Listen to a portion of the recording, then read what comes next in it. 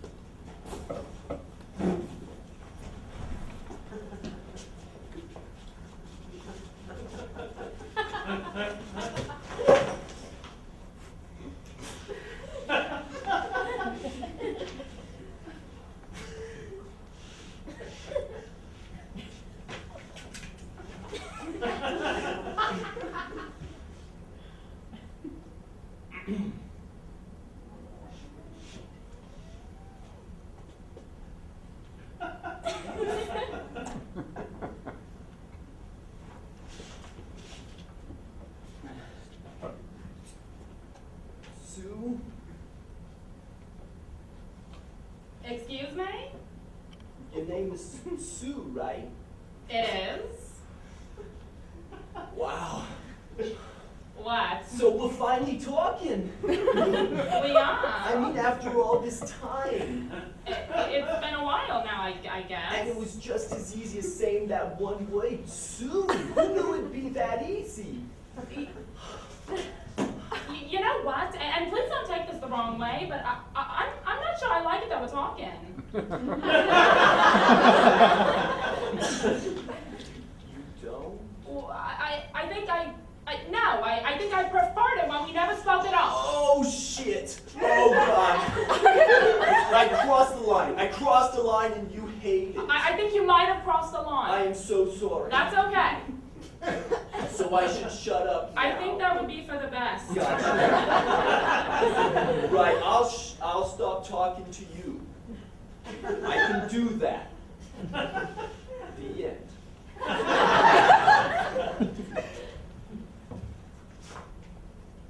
Okay, you know my name. That's a little weird. No, it isn't. Yes, it is. I'm sorry, but it is. Of course I know your name, Sue. Can I call you Sue?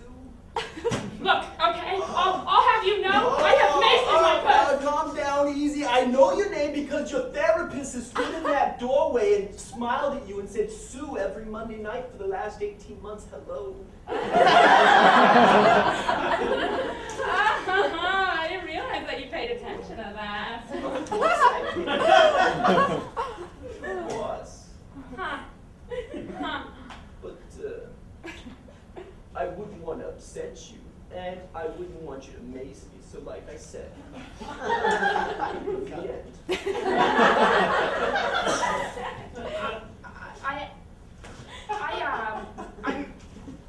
I'm afraid I don't know your name. Excuse me? Your name. You remembered my name. I don't know yours. I feel bad. Oh, that's because my therapist, he stands in the doorway, glowers at me and says, it's time.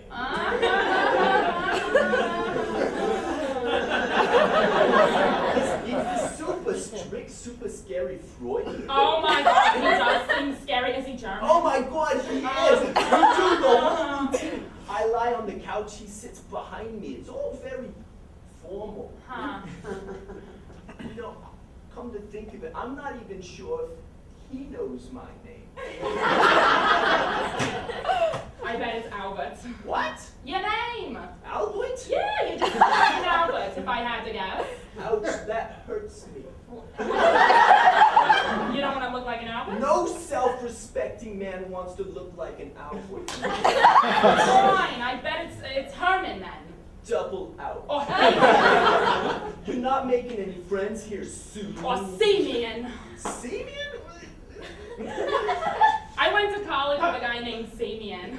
I'm just kidding. I always thought that was like the meanest name Oh. ever. Simeon's parents should be in therapy. Oh, but child abuse, thank you. My name is David. Nothing exciting, but that's my name. That's a nice name. Please, my name is Sue. So I'm not one to judge in the naming department. It's nice to meet you, Sue. Likewise, David.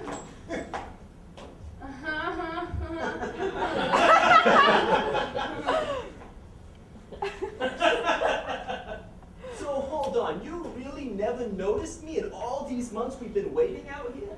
Oh, I never said I didn't notice. Because I noticed you.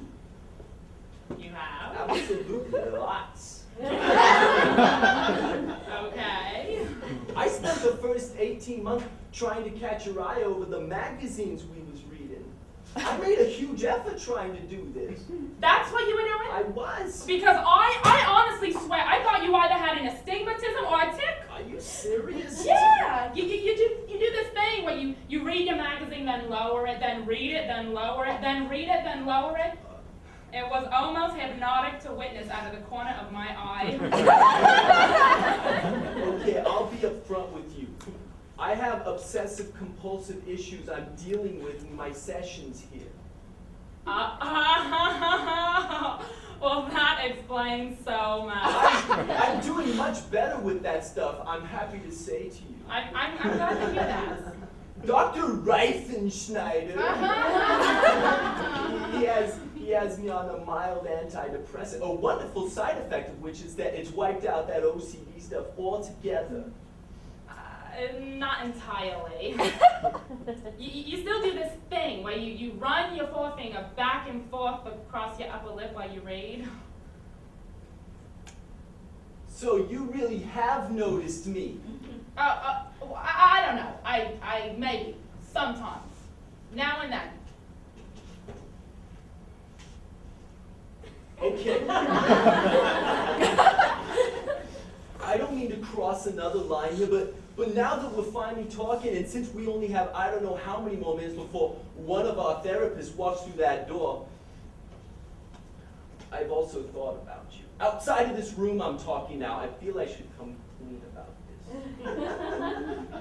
You thought about me? I have. But why? Why would you do that?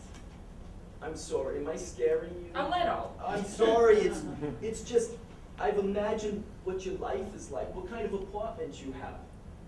I've imagined you're a first grade teacher.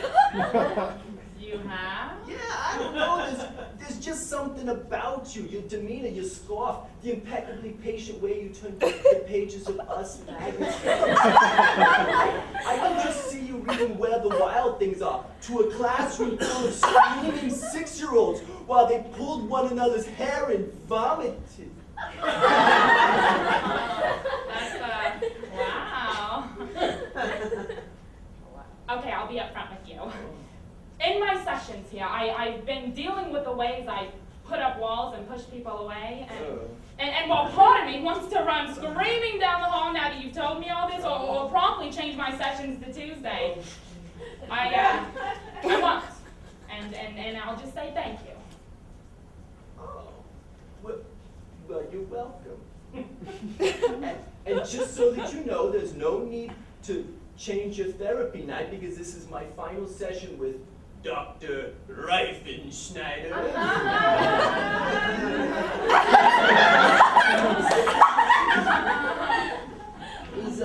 He's closing his practice and moving to Vermont to spend his twilight years opening this candle shop, and I only wish that I was kidding about that because that is so Freudian. I mean, candles. Oh my God.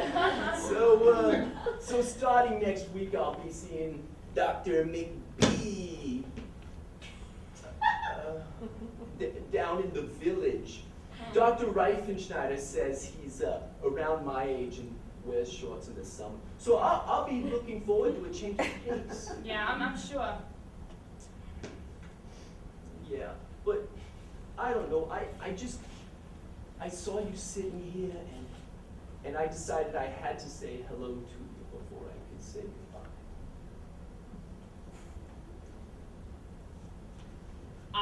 imagine you are a carpenter. Oh my God, you did? On several occasions. A carpenter, holy shit.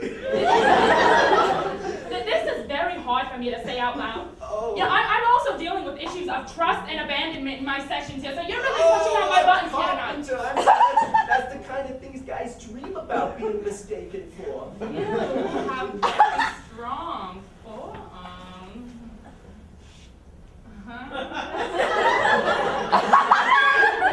And I just knew that you knew a clean line when you saw one. I imagined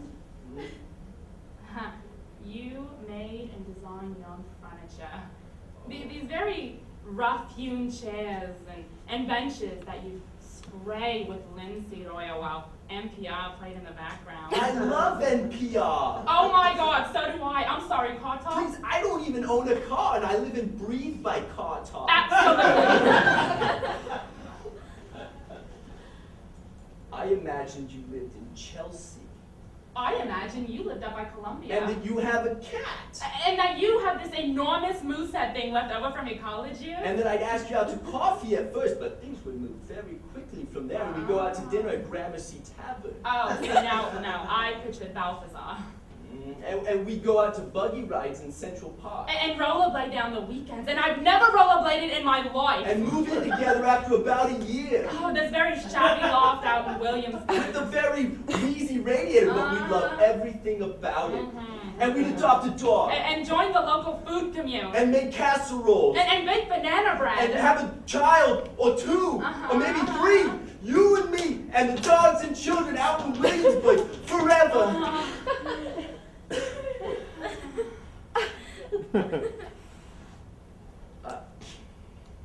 I'm an accountant. God, I really wish I was a carpenter, but I'm sorry, I'm so not. I'm a marketing person out at Publishers Clearinghouse. I know. It's basically the devil's work. And I live in a shitty walk-up in Spanish Harlem. I live on Roosevelt Island. No one lives on Roosevelt Island. I do. What's that about? And my name is Albert. I don't tell people my name is Albert when I first meet them. It makes the worst first impression. And I have a boyfriend, a fiance. Oh. We're dealing with issues of intimacy and respect, which is essentially why I'm here at couples therapy by myself. I'm terrified at the thought of but this was so nice, David. Albert. Yeah, it was Sue.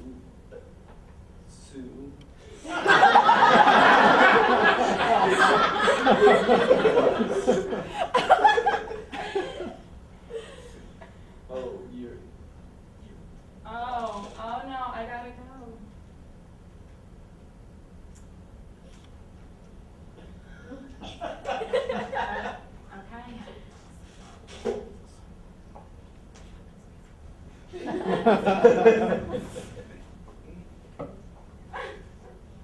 Okay, wait. Yeah. I just before you go, I just wanted to say